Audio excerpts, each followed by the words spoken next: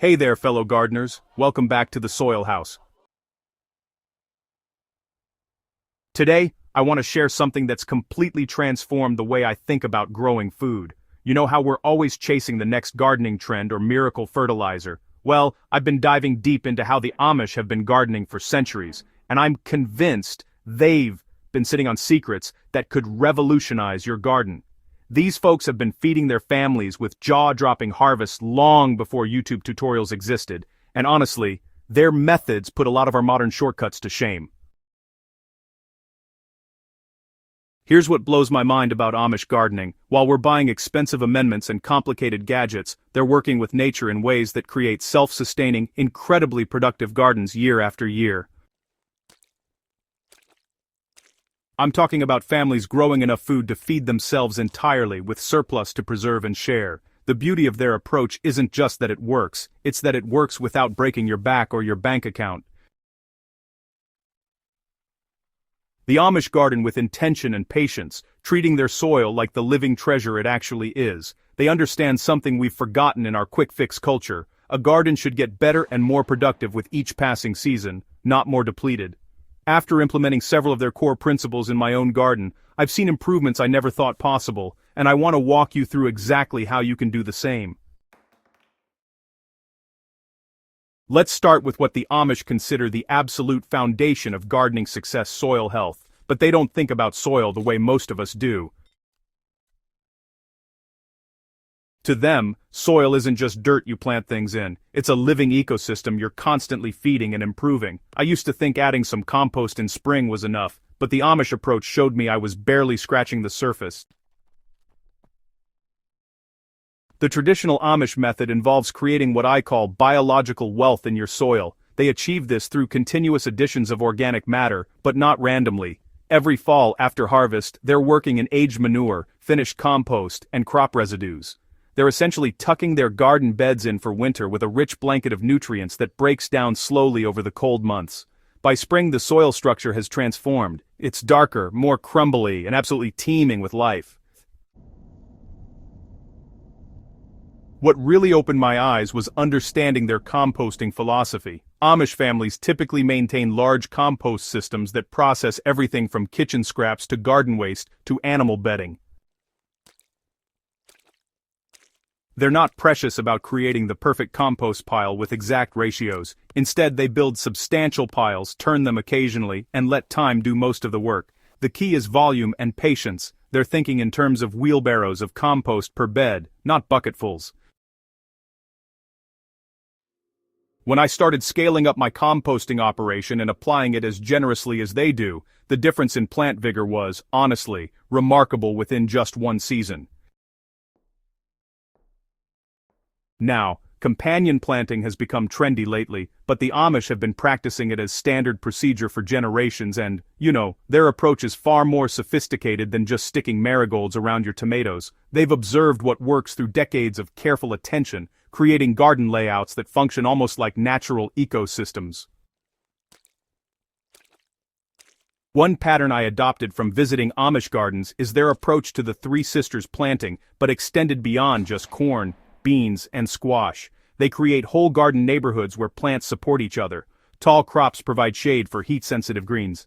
Deep-rooted plants break up soil for shallow-rooted neighbors. Heavy feeders are planted next to nitrogen fixers. It's like conducting an orchestra where every plant plays its part. But here's what makes their companion planting truly effective. They pay attention to timing. They don't just plant companions together, they think about succession. When the early lettuce finishes, that spot is ready for a heat-loving crop that the now taller neighboring plants will partially shade. This sequential planting means their garden beds are never empty, and plants are never competing for the same resources at the same time. I started mapping this out on paper for my garden, and it's increased my overall yield by at least 30%, while actually making maintenance easier. Water management in Amish gardens reflects a philosophy of working with natural patterns rather than against them. Most Amish gardeners rely on rain as their primary water source, but they've engineered their gardens to make every drop count. This isn't about being primitive, it's about being smart and sustainable. The first principle I learned was about soil structure and water retention. When your soil is rich with organic matter like we discussed earlier, it acts like a sponge, holding moisture far longer than depleted soil. The Amish also practice deep, infrequent watering when supplemental irrigation is necessary. They'd rather water thoroughly once a week than sprinkle daily, which encourages plants to develop deep, drought-resistant root systems. Mulching is another non-negotiable in the Amish gardening method, and they take it seriously. We're talking about maintaining a consistent 3 to 4 inch layer of organic mulch throughout the growing season. Straw is a favorite, but they'll use whatever's locally abundant. Grass clippings, shredded leaves, even newspaper topped with organic material. This mulch layer does triple duty.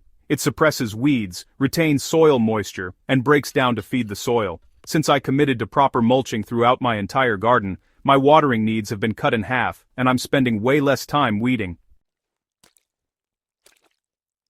Here's where Amish gardening gets really beautiful: their relationship with seeds. Many Amish families have been saving and selecting seeds from their best plants for generations, creating varieties perfectly adapted to their specific conditions. This isn't just romantic nostalgia, it's practical genius that gives them an enormous advantage. They focus on open-pollinated and heirloom varieties that you can save seeds from year after year. Each season, they're selecting seeds from their most productive, disease-resistant, and best-tasting plants. Over time, those genetics become increasingly suited to the local climate, soil type, and growing conditions.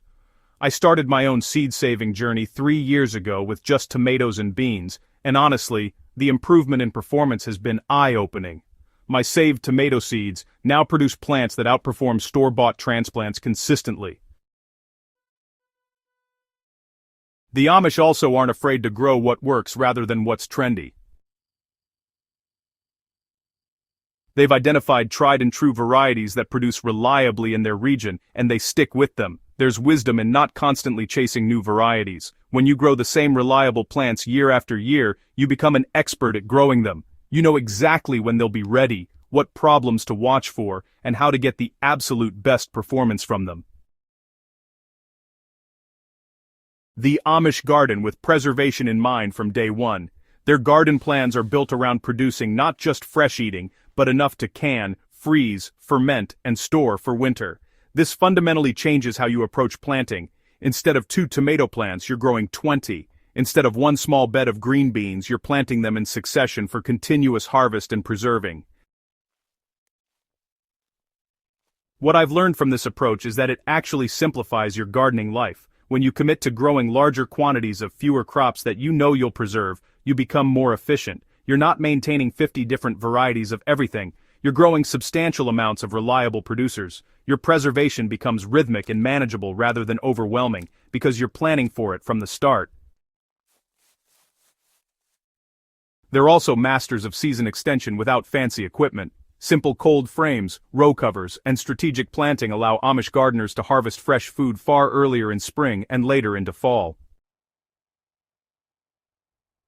I built basic cold frames using old windows last year, and being able to harvest salad greens in March when my neighbors' gardens were still frozen was absolutely worth the minimal investment.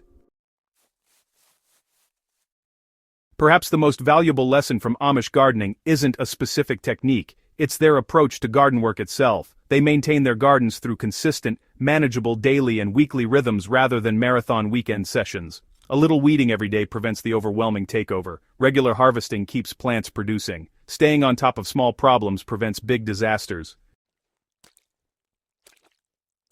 This consistency creates gardens that are genuinely easier to maintain despite being more productive. When I shifted from trying to catch up on garden work during weekends to spending just 20 minutes most mornings in the garden, everything changed. Problems get caught early. Harvests happen at peak ripeness. The garden feels like a pleasure rather than a chore. The beautiful thing about these Amish gardening principles is that you don't have to implement everything at once. Start with one area. Maybe it's building better soil through serious composting this year, or committing to proper mulching throughout your beds. Each principle builds on the others, and each one will make your garden noticeably more productive and sustainable.